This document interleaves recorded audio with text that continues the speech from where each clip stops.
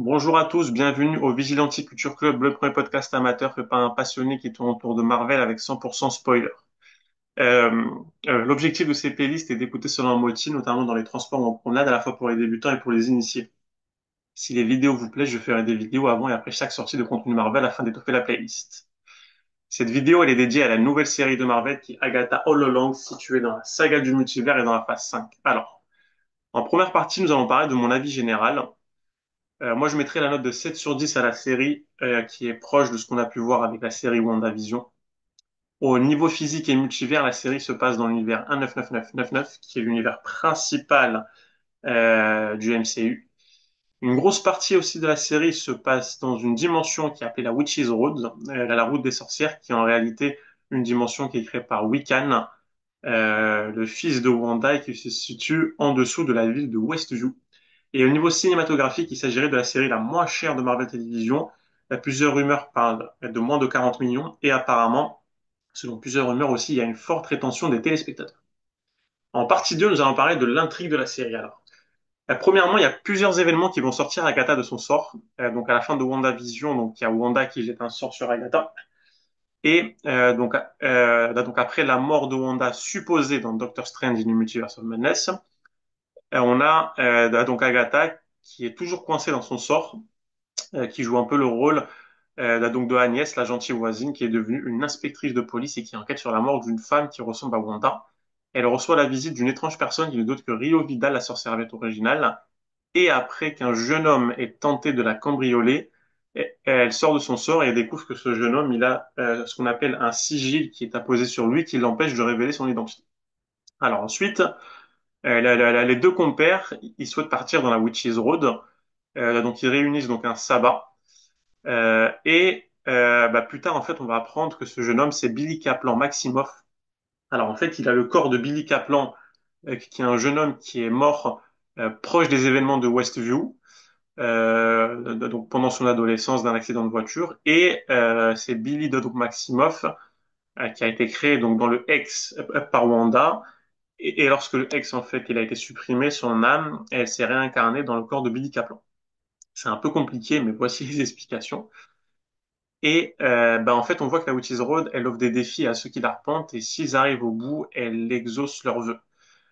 Alors, donc tout au long de la série, on voit que Billy il prend une très grande place et il devient donc Wiccan, le sorcier, qui est teasé dans Doctor Strange du Multiverse of Madness dans l'hôtel de Wanda. Donc on l'appelle aussi le Démiurge. C'est un sorcier qui, je pense, est encore plus puissant que sa mère Wanda ainsi que Doctor Strange. Et on apprend aussi le lourd passé donc de Agatha. On apprend qu'elle n'a pas réussi à sauver son fils Nicolas Scratch, qui est mort d'une maladie étant jeune.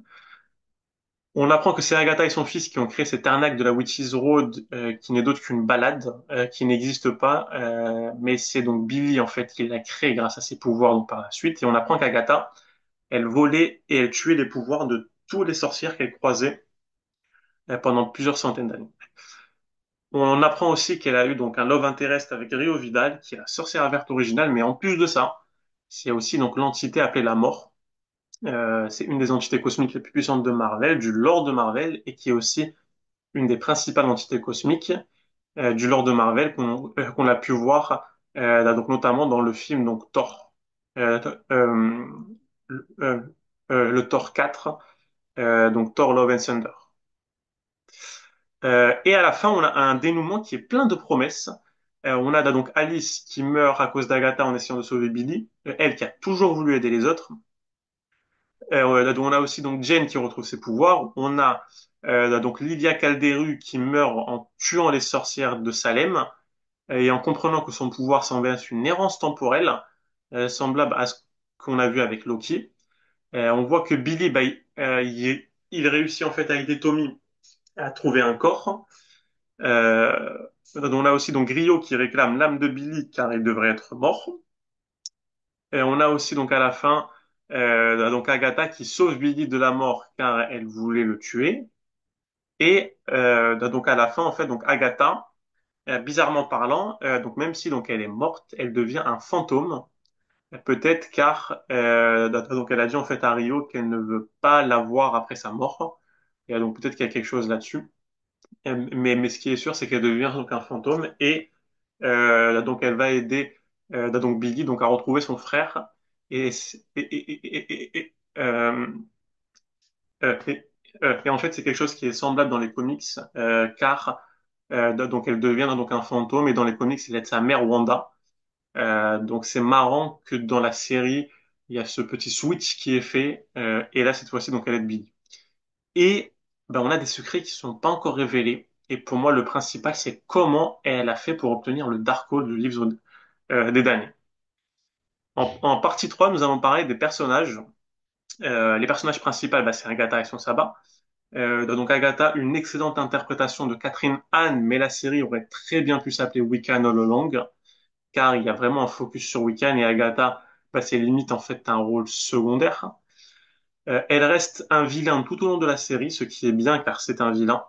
Mais le flashback avec son fils nous permet de nous attacher à elle et à la fin, elle devient une anti-héros.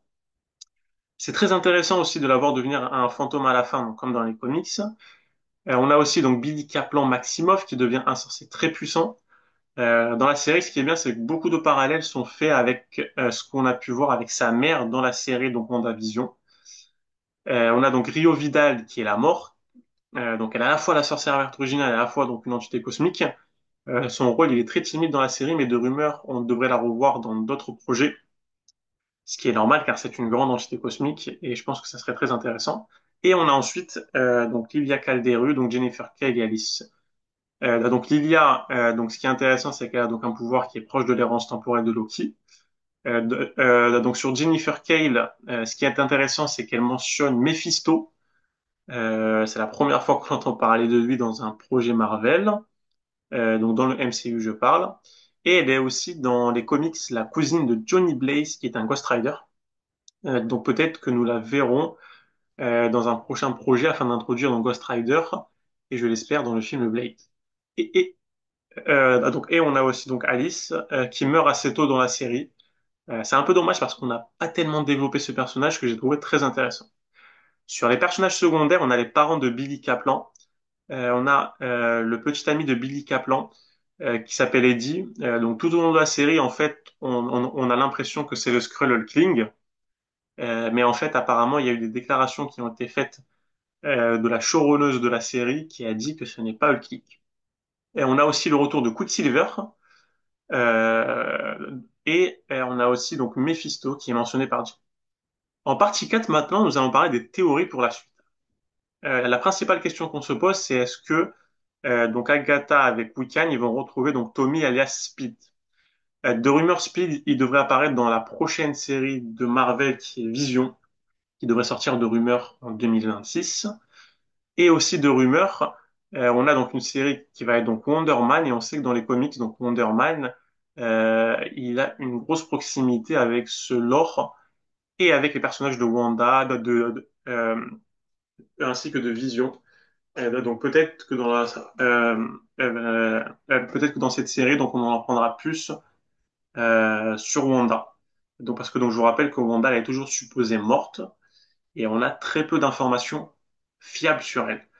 Ensuite donc où et quand nous allons retrouver donc Wiccan et Agatha dans cette quête de retrouver son jumeau euh, et une rumeur aussi et même une théorie de ma part c'est que peut-être que la série sur Vision donc elle pourrait se passer dans le Battleworld. Surtout si la série donc elle interviendrait donc après le film donc Avengers Doomsday qui de rumeur devrait se terminer avec la création du Battleworld. Ensuite donc toute la partie sur les Young Avengers. On sait qu'on a plusieurs jeunes héros qui ont été introduits donc tout au long de ces années et tout au long de ces projets depuis la phase 4. Quand et où vont se former les Young Avengers? Est-ce que ça va être pendant les événements de Vision? Est-ce que ça va être donc après les événements de la série sur Vision? Est-ce que ça va être donc pendant les événements donc d'Avengers Doomsday? Euh, et, donc voilà. Euh, et ça serait intéressant qu'on ait en fait une intrigue donc tirée du comics donc Children Crusader où donc les Young Avengers donc ils vont à la recherche de Wanda. Donc pourquoi pas avoir la série donc Vision juste avant donc Avengers Doomsday et pourquoi pas avoir l'adaptation de ce comics en partie dans donc Avengers Doomsday. Donc sachant que de rumeurs, donc Wanda devrait très vite revenir. Ensuite, en ce qui concerne les Midnight Suns, donc on sait qu'il y a un film donc, sur les Midnight Suns qui rassemble donc un roster d'héros et d'anti-héros sur le paranormal qui va arriver. Donc la question qu'on se pose, c'est est-ce que Agatha donc elle va rejoindre les Midnight Suns? Donc pourquoi pas? Donc moi je pense que ça pourrait se faire donc après les prochains films Avengers parce que je ne pense pas que le film donc sortirait donc avant le film donc Avengers Secret Wars qui est daté pour mai 2027. Ce qui serait intéressant c'est qu'Agatha les rejoigne parce qu'elle est un fantôme et dans tous les personnages donc paranormaux qui ont été donc introduits par Marvel, on n'a pas de fantôme. Donc ça serait quelque chose de très intéressant. Et peut-être qu'on pourrait même la voir dans le film Blade qui de rumeur donc pourrait sortir en début 2026 et qui pourrait poser les bases d'un nouveau film, Midnight Suns. Et, enfin, le dernier sujet pour moi, c'est où est la Wanda de l'univers 99999. Donc durant la série, donc on a Billy qui questionne Agatha et elle joue avec lui. Elle est dit donc peut-être qu'elle est vivante, peut-être qu'elle est pas vivante. Donc vraiment, donc on n'a pas d'informations qui est fiable sur elle et de rumeurs dans le film donc Avengers sur Doomsday. Donc on aurait donc le Docteur Doom qui rechercherait donc Wanda. Donc pourquoi elle? Donc est-ce que ça sera donc la Wanda de l'univers 99999? Est-ce que ça sera donc une variante?